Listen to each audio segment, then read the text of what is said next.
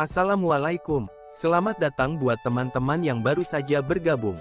Jangan lupa klik subscribe, agar kalian tidak ketinggalan informasi bansos dari channel ini. Buat teman-teman yang sudah subscribe dan like video ini, saya ucapkan terima kasih. Semoga kalian sehat selalu, dan dilancarkan rezekinya. Amin ya robbal alamin. Assalamualaikum warahmatullahi wabarakatuh.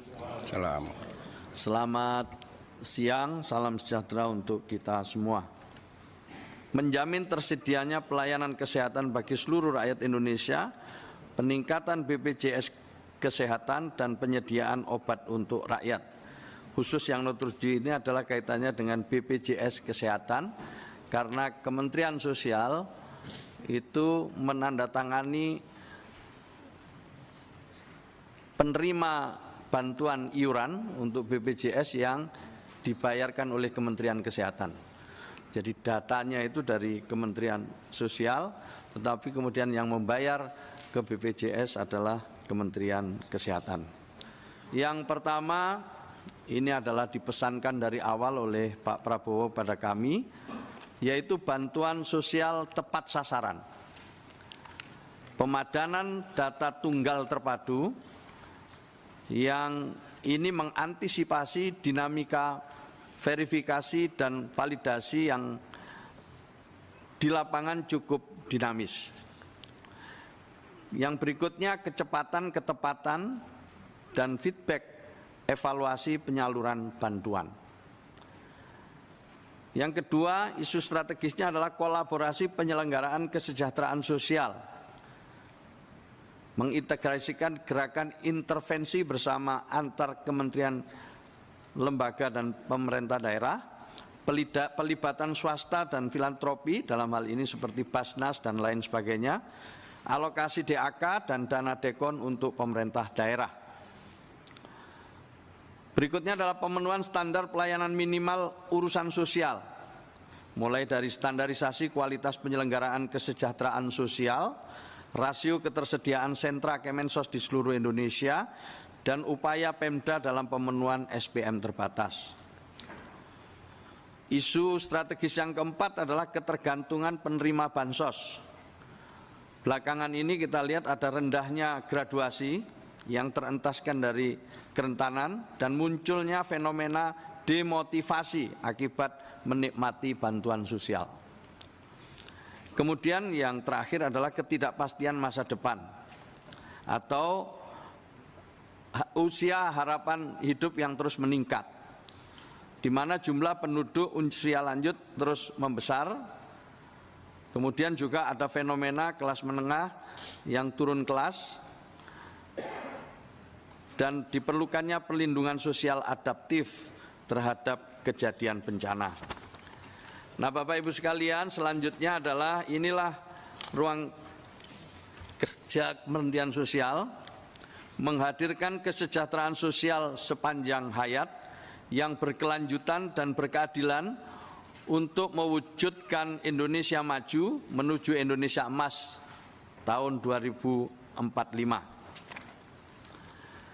Perlindungan yang dimaksud merupakan pendekatan holistik yang menjamin kesejahteraan setiap individu dari lahir hingga meninggal, minal mahdi ilal lahdi.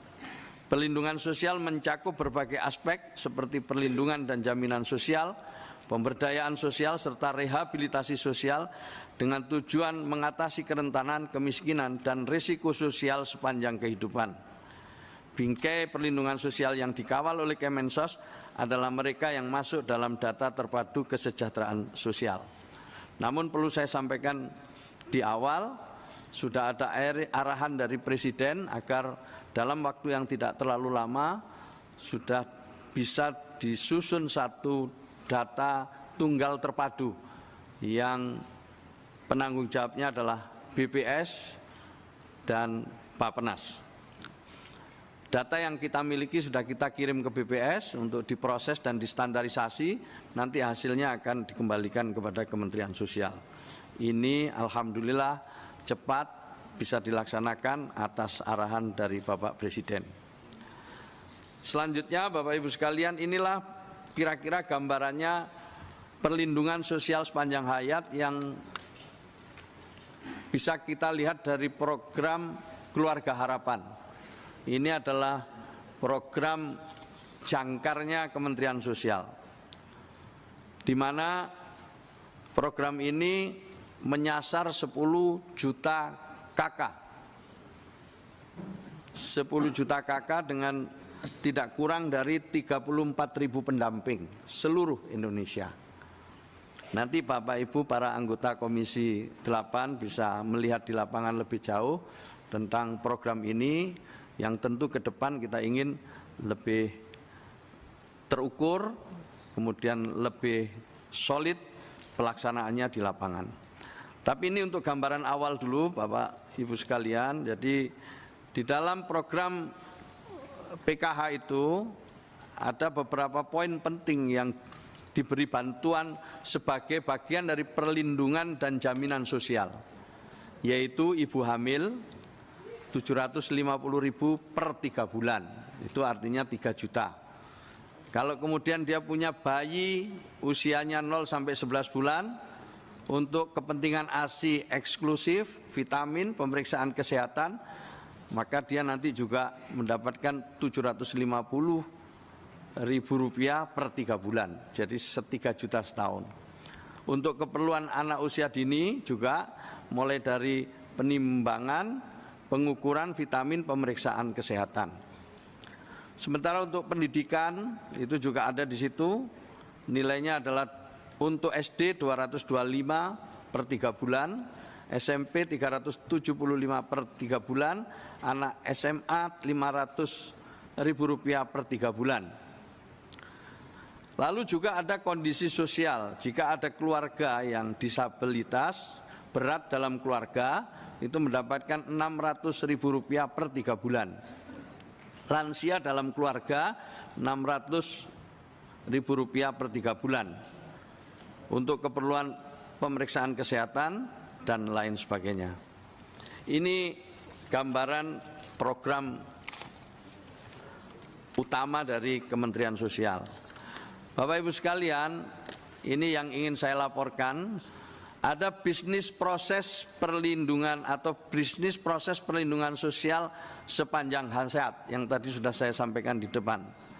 Kira-kira seperti ini bagannya, paling kiri itu adalah data, jadi kita akan bekerja berdasarkan data Pak Wahid. Datanya dipastikan dulu dan insya Allah nanti datanya data yang jauh lebih valid ya. Dan sudah menjadi data tunggal yang akan menjadi referensi bagi seluruh kementerian dan lembaga, termasuk juga pemerintah daerah. Nah, kerja pilar sosial itu adalah sebagai berikut. Yang pertama, di hulu mereka memastikan data input, ya nanti kalau namanya ganti ya tentu kita ganti namanya data.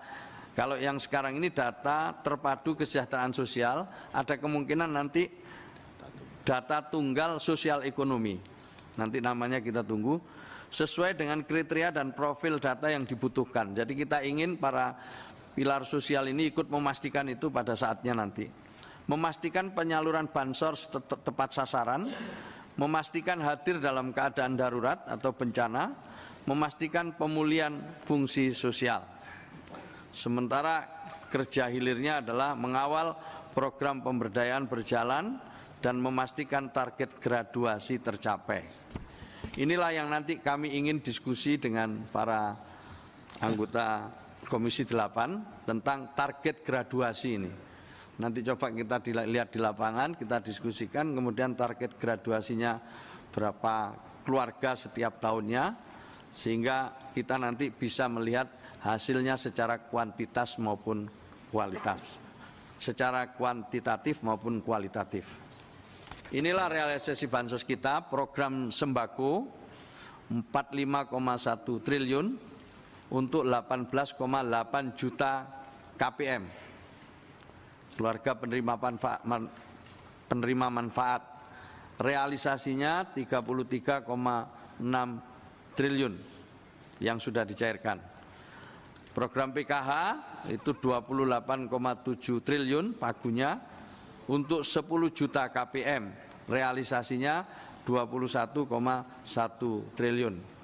Nah sebentar lagi insya Allah ini ya, dalam bulan ini mungkin penyerapannya sudah di atas 90%.